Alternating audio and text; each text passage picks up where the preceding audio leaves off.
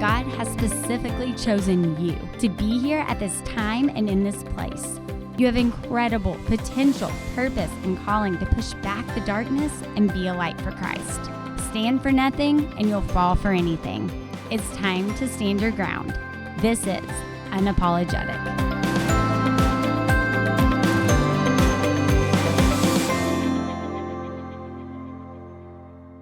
Hi everyone, welcome to Unapologetic. Today's interview has been rescheduled a few times because of illness, but today ended up being in God's perfect time because of the subject matter. We are talking about abortion, pro-life, and how to help women who are in crisis pregnancies with the star of Unplanned, Ashley Bratcher. When we scheduled this interview, we had no idea that decades of prayers to overturn Roe v. Wade were about to be answered. But God knew. I'm honored to get to sit down today with Christian movie star and activist Ashley Bratcher. Ashley starred in 2019's Unplanned, where she portrayed Abby Johnson, a Planned Parenthood director turned pro-life advocate. Because of the movie's impact, Ashley was able to start the Unplanned Movie Scholarship, where she comes alongside moms facing unplanned pregnancies. Ashley is also starring in the upcoming movie Pharma, based on Dr. Francis Kelsey's life and work in the 1960s. I could not be more excited for today's interview, which includes ways to support women in crisis pregnancies. And I may be a tad starstruck because I just watched Unplanned Tuesday night and it totally wrecked me. It is incredible. So let's go ahead and welcome her to the show. Hi, Ashley.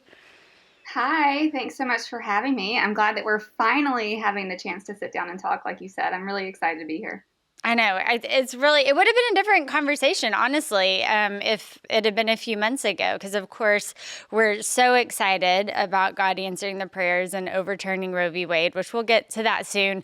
But I want to go ahead and start out asking what I ask all my guests. What do you wish Christians would stop apologizing for? Such a tough question. There's so many different answers, I think, and so many different ways you can go with it. But broadly, I would say stop apologizing for believing what you believe. Even if it is, not popular or considered controversial or extreme, if it truly lines up with the Word of God and you're saying it in a loving way that is compassionate and empathetic and Christ-like, stop apologizing for it. If you believe in, the unity of family and what family looks like, the traditional family, stop apologizing for that. Yeah. If you're pro-life, stop apologizing for that. Just be loving and kind and Christ-like in the way that you approach it and stop apologizing for believing it. That's amazing. Thank you so much. Okay, so we're going to go ahead and get into an absolutely unapologetic movie, Unplanned. So you played, I'm going to have you summarize it. I'll try, and then you can kind of tell the listeners and viewers what it's about. But basically, a lot of what we know about Planned Parenthood came from Abby Johnson and what God did in her life. I recognized a lot of different, even just quotes that are used a lot of times that were very shocking to find out about that are said at Planned Parenthood was from her experience there. But Abby worked in Planned Parenthood for many years and many people in her life that were pro-life, but she felt like she was furthering women's rights and did not know, even though she ended up being a clinical director and really doing well in their company and lots of promotions and different awards, she was unaware really of what went on in an abortion until one day. Yeah. She goes in and helps aid an abortion, and it just changes her life. And so she ends up becoming really one of the most well-known pro-life activists we have today. And a lot of what's come out about Planned Parenthood is because of her being faithful in sharing and not being afraid and really exposing this really horrific agency. So can you talk about the movie, anything I left out there? And then just what was it like to play someone, to portray them in what ended up being such a historic film?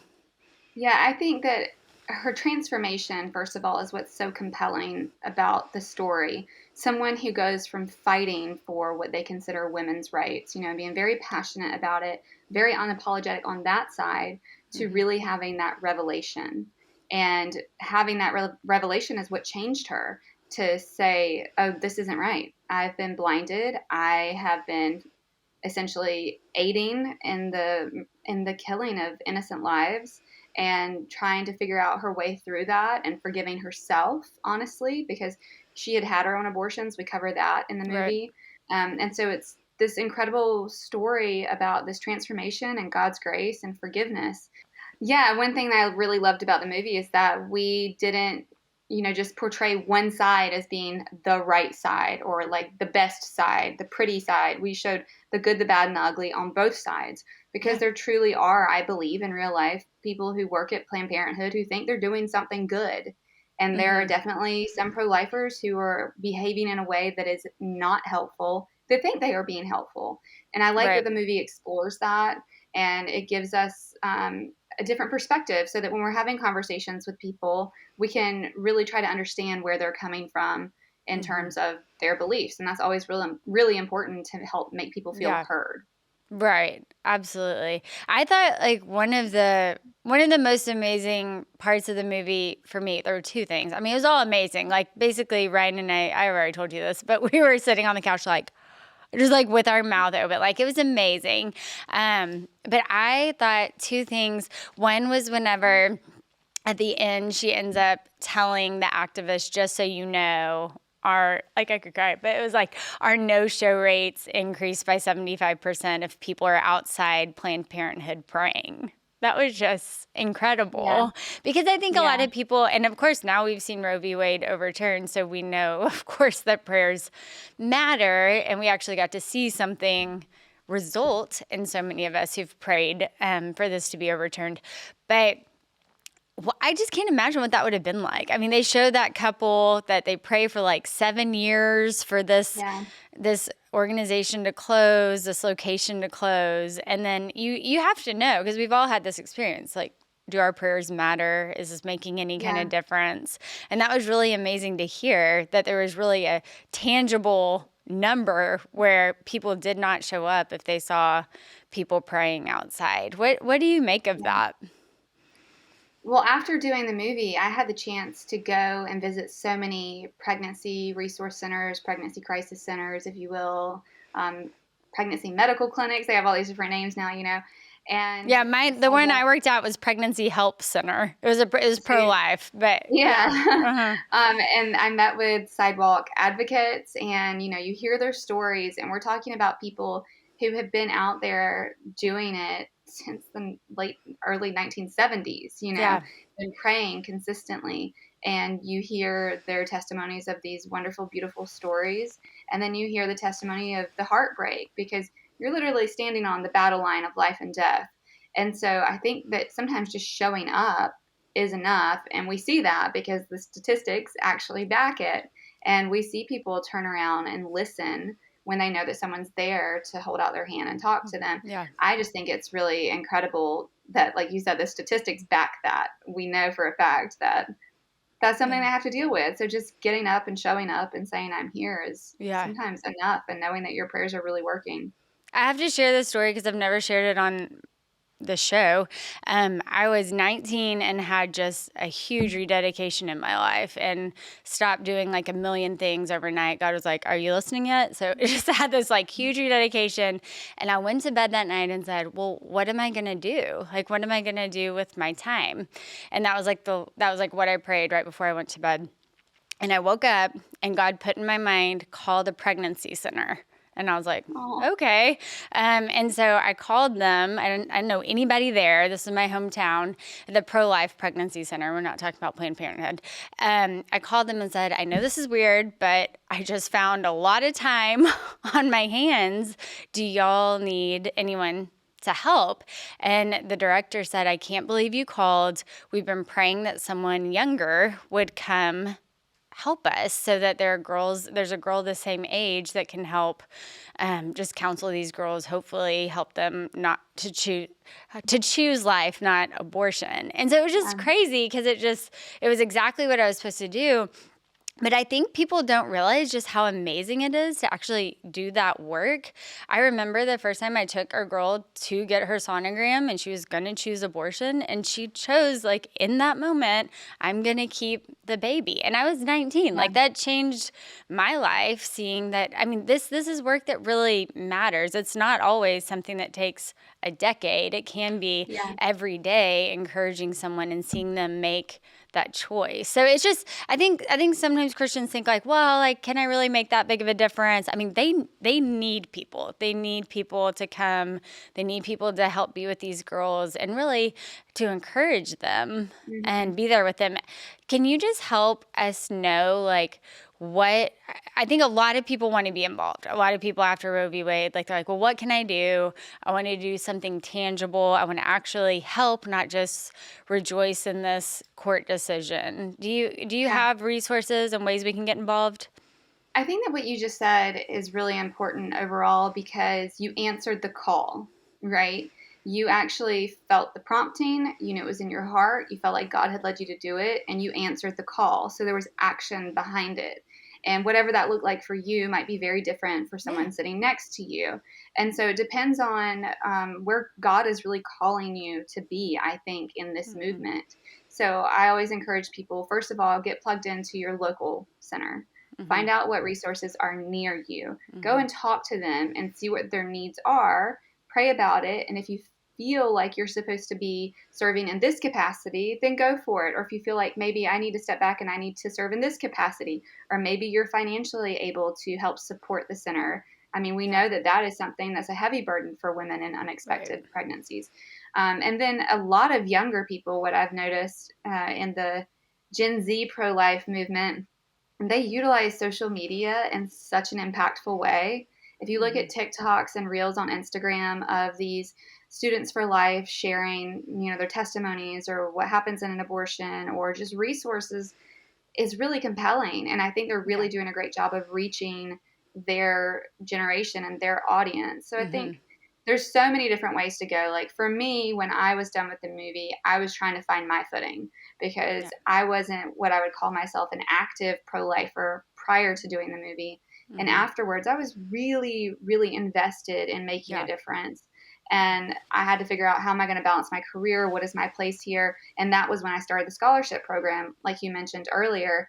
And I just realized I was getting all of these messages from young women who were Mm-hmm. saying, I can't afford to go to school if I have my baby. This is going to end my career, blah, blah, blah. And Mm-hmm. it was a common theme. And so I Yeah. just thought, if this is one little problem that I can help solve by putting together a scholarship that helps moms further their education, then for me, that's what I want to do. I Right. want to support moms who are trying to work or go to school, and that's where I found my spot. So Mm-hmm. everybody has their own little niche that they have to pray and be Yeah. compelled to, accept the call Mm-hmm. and do what you did essentially.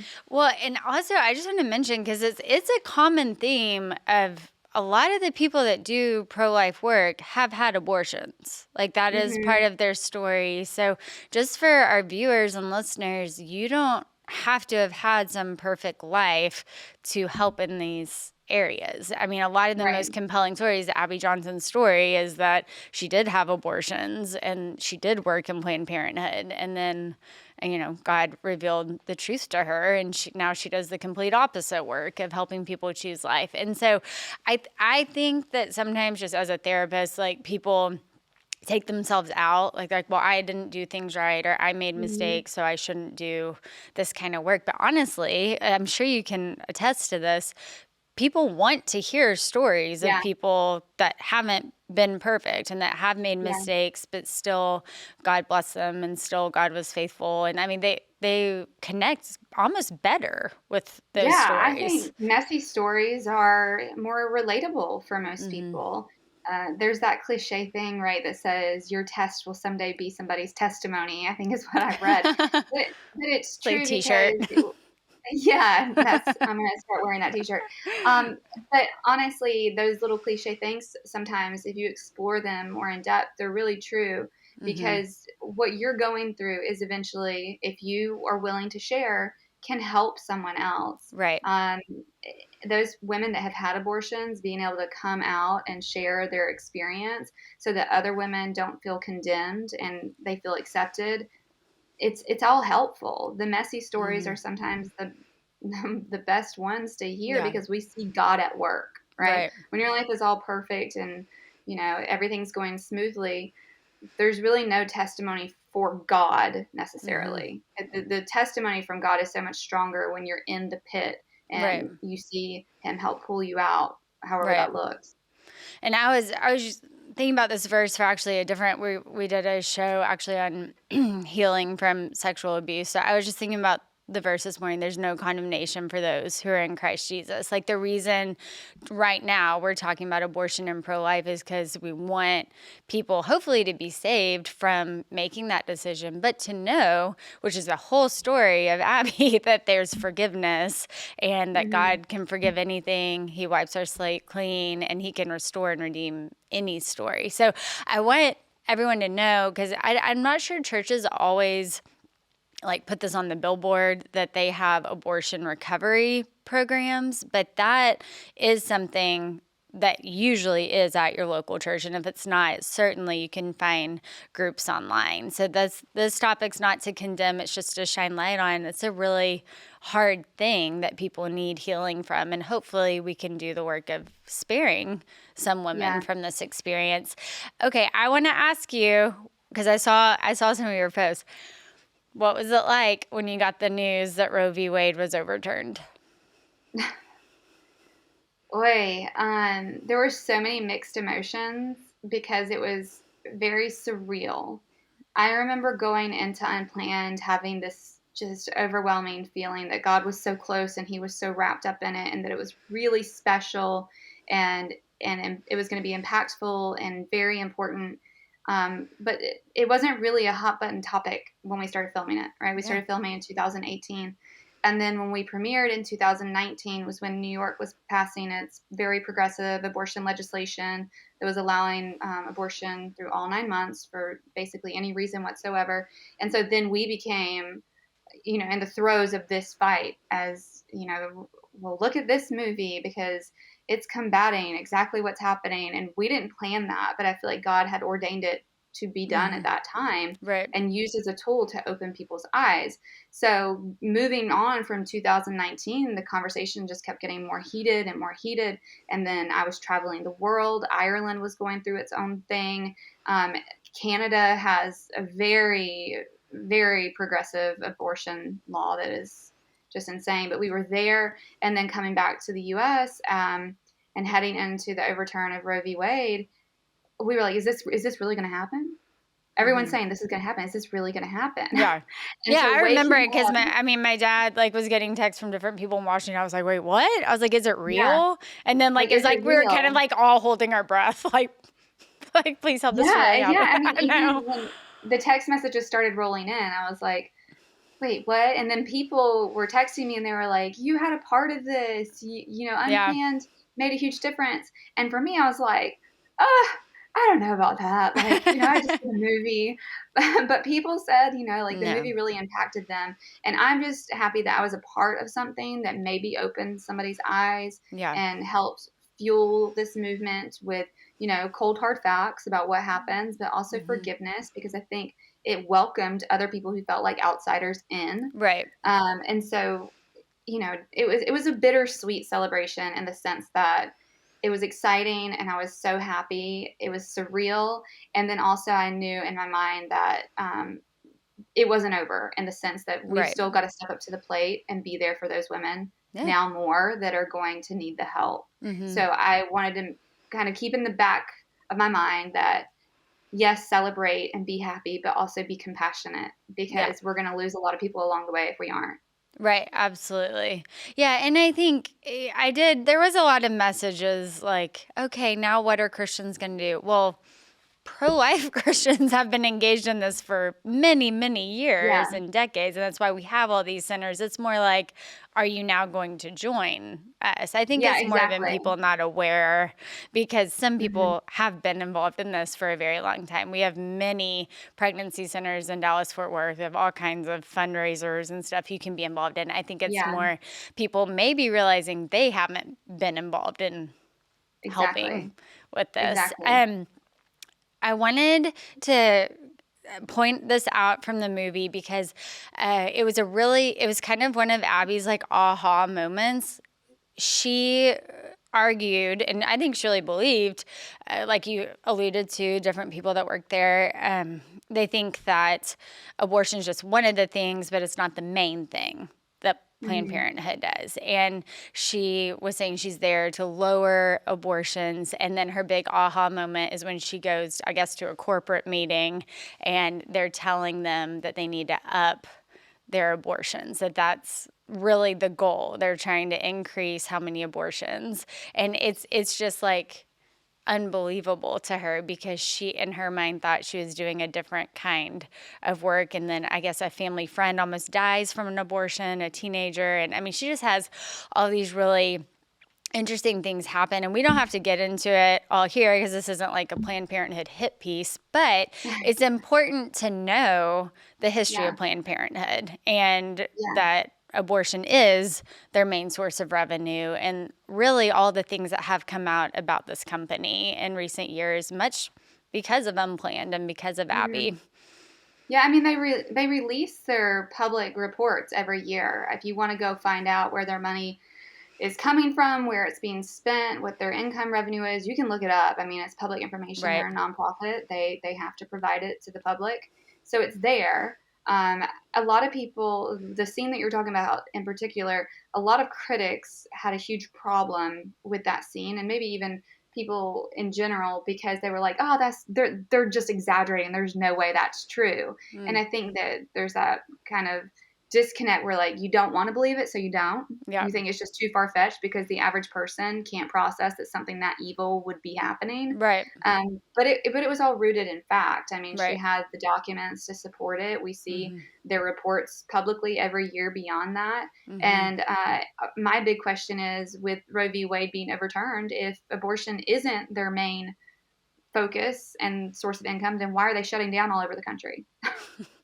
Why, I like, mean, why aren't they staying open and offering maternity care or performing right. these STD tests and the Mm-hmm. mammograms that we now know they don't perform? There's so Right. many things that they say they do that there's no reason their doors should be shutting if Mm-hmm. abortion isn't their main source of revenue. So that Mm-hmm. is something I always challenge people with when they're like, oh, we need to support Planned Parenthood because now they're not going to be able to provide health care to women who need it. And I'm just thinking, what is that healthcare now? Because Right. they shouldn't be shutting down if it's not just abortion. Yeah. Well, there's an argument right there. So you can't really, there's not really anything to say to that. That Yeah. that solves that question. I do want to kind of just ask, like, that's interesting. Were there other things that in the movie really were challenged, either by Planned Parenthood critics? I mean, that people really, what do you think people really struggled with, like the scenes or accepting? A lot of critics just really ripped apart the Cheryl character, who Okay. was Abby's boss. And Mm-hmm. they said she felt like a caricature and nobody could be that evil. There were also Oh, little things like the door code was actually baby. Like when you right. put in the door code, it was baby. Or that they called the products of conception room, they called it pieces of children, right? Those things like really happened in Abby's account. That's all in Mm-hmm. her autobiography. Those things really happened. We know from other clinic workers that they verified this information, and people just could not believe it. Yeah. And in talking to Chuck and Carrie, who wrote the script based on the book, and then talking to Abby, her boss was actually supposedly way worse. Right. And they felt like they couldn't fully expose the way she was because then nobody would have believed at Mm-hmm. all that that woman could be as viral as she was. And so they actually pulled back on that and still got a lot of a lot of hate on Mm-hmm. on that character. And I'm like, Mm-hmm. well, that was the truth of the Interesting. situation. That was Abby's experience. Um, and so there were little things that I think people just had a hard Yeah. time believing that could have been the case. So I think something just for people listening to this or watching this show that I want to really spend some time on is the fact, like, I've been pro-life forever. Like, that's, I mean, and you could say because of how I grew up. Like, I grew up that this is our viewpoint, this is our family's viewpoint, this is backed up scripturally. Then I did look into it myself and decided that on my own. Then I worked at a pregnancy center, and then we were actually told, because I mean, everybody knows, but I had triplets, and that it was, really, it would be better if one was terminated, which meant aborted. And it was so good. It was a different situation, but it was so good that my husband and I had already decided. Like, we already knew where we stood. So when the question came, like, I always forget that I even experienced this because our answer was just no. Like, that's Yeah. it. Like, that just settles it. And so what I want to say for people listening that they have daughters or they have young women in their lives, like, just encourage those conversations, because God's bigger than any situation. Because you have to decide ahead of time what your convictions are. You have to decide ahead of time, once you're in crisis, once you're in some scary medical situation, like, it's too late, really, because you're in trauma at that point. And I really think it's important to decide ahead of time your convictions before you're put to the test. What do you think about Mhm. that, Ashley? I think that a lot of women who face abortion are maybe more, a lot of women who have abortions, in my opinion, have them under false pretense. They don't Mm-hmm. understand exactly what they're doing. They're Yeah. misled. They're not getting full informed consent. I know that when I did Unplanned, I never knew what happened during an abortion procedure. No Yeah. idea. Had no Yeah. idea. And that's not a part of sex education. Right. A lot of more liberal and pro choice advocates say, okay, well, then let's have better sex education. Okay, well, then why didn't I know what happens in an abortion? And so Mm-hmm. I just feel like a lot of women are misled. And I think it's up to us to make sure that we're educating ourselves as women, especially going into motherhood and into pregnancy.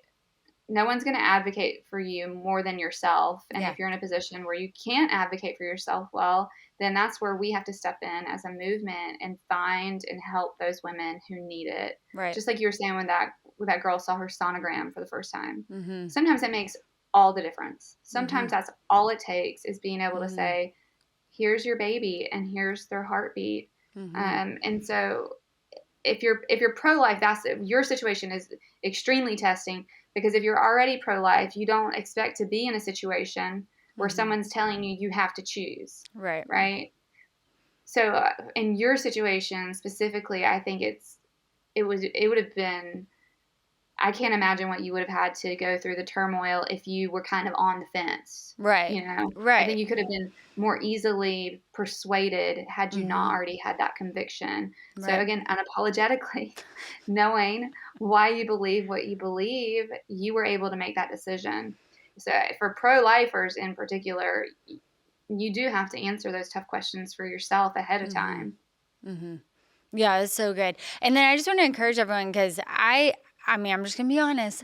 I didn't think I really needed to watch the movie. I didn't know Ashley. I was already pro-life. I already knew I was against Planned Parenthood. It is such a vivid picture of why this issue matters and why it matters to God and why it's something that Christians need to be involved in. So honestly, it will strengthen your excitement for the overturn of Roe v. Wade. And it'll just remind you of why this issue is, of course, there are a million issues you can be involved in, but this one's unique. It just is. There's something Yeah. special about pro-life and about abortion, and why it's something that we need to really fight against. So strengthen your resolve. Watch Unplanned. It is definitely not for children, but it really will encourage you. And I mean, I just can't say enough good things about it. Huge Ashley fan. I already was, but now I really am. Thank you. Can you, tell us about your upcoming projects and just what you have going on? Yeah, well, everyone told me that I was going to get blacklisted for doing Unplanned. That was a huge possibility. So I went into it just saying, you know what, if I do, it's worth it. I knew that there were going to be challenges coming out of doing the movie, but it was always worth it. I told my family, I told everyone that asked that if I never did another movie again for the rest of my life, then so be it, because this was going Wow. to have a huge impact on the world. But thanks be to the Lord. Thank you, Jesus. He had better plans and he opened a lot of doors from that movie. But I've had to be very proactive in my career. So I started producing Mhm. and I decided that I wanted to tell stories that I think are really important, that have Mhm. cultural significance and can really um, create conversation on difficult topics. So my next project is called Pharma, and it is the true story of Dr. Frances Kelsey and her fight in the 1960s against Big Pharma and the FDA to keep a life threatening drug off the US market. That drug was thalidomide, and it was being given for morning sickness. It was created in Germany, and it had started causing babies to be born without arms and legs. Oh my It gosh. had caused lots of miscarriages, and Dr. Kelsey was the first one to really contest it in the US because she didn't feel like there was enough clinical research to Mhm. prove that it was safe. Mm. And she was right. And she prevented this disaster from happening in the US. And so it's just, Wow. um, it's a story about this woman being courageous, and especially in the 1960s when it wasn't really acceptable to be in her field, Mhm. and especially standing up to Big Pharma, who was already pouring millions of dollars at the time into bribery Mhm. at the FDA. They were having doctors falsify testimonies. Big Pharma was writing testimonials for Wow. doctors. These are things that she encountered in her story. They were covering up that lab animals were dying from tests. They were saying it was completely safe. And she was the one who uncovered it for this drug and really changed the face of global drug regulation. It's interesting because obviously it's very timely with everything that's been going on in the world since the pandemic. Everyone's talking about big pharma. We're talking about drug pricing. All Mhm. of these were things that she dealt with at that time. Mhm. But no one had really mentioned Frances Kelsey since she passed away. Hmm. And that was several years ago. Mhm. And all of a sudden, the pandemic hit and her name came up again. Mhm. And I think it was the New York Times. I think it was the New York Times who wrote an article, and it said everything that Frances Kelsey worked for has been destroyed by the FDA. Wow. And that was really telling to me because she set this golden standard for testing and Hmm. clinical research. And Mhm. all of a sudden, things were just kind of being derailed. Hmm. We've seen Alzheimer's. There's a specific Alzheimer's drug that was approved that the risks far outweighed the benefits, and then they Wow. were charging astronomical rates for it. And then we just discovered that a lot of the research was falsified, according to some whistleblowers. Wow. So I think that, it's definitely relevant. Mhm. I actually optioned the script prior to COVID-19. So for me, it feels very divine Hmm. because I had no idea COVID was going to strike and we were going to Yeah. have this big pharmaceutical debate. But we're in the process of development on that.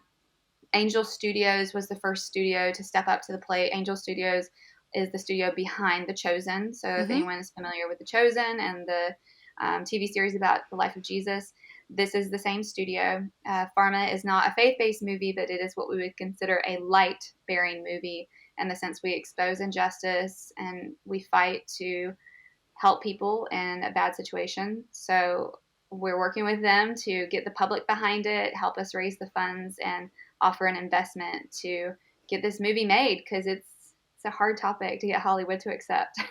Wow. All right. So you'll be back on to talk about Pharma whenever that movie comes Yeah. out. Well, that's awesome. Thank you for sharing that. Thank you for your commitment. We could talk about something totally different, but thank you for your commitment for being a Christian in this industry. We need it. Some of us really like movies. We want to see Christians represented. We want to see those light movies. So thank you. Thank you for your important work. And I already messaged you this, but thank you for your faithfulness and playing this important role that people tried to scare you out of. It did make a Yeah. difference. And we can thank Thank you. God for this being overturned. And I'm sure Unplanned had a huge part in that. Thank you, Oh, thank Ashley. you. Thank you so much. Thanks for listening to today's episode of Unapologetic. Please share today's episode with anyone you know that is struggling with crisis pregnancy, abortion, past abortion, healing from any of these things. We want to encourage you. We want to come alongside you. Remember, you can hear today's episode at ptv.org/Julia and wherever you get your podcasts.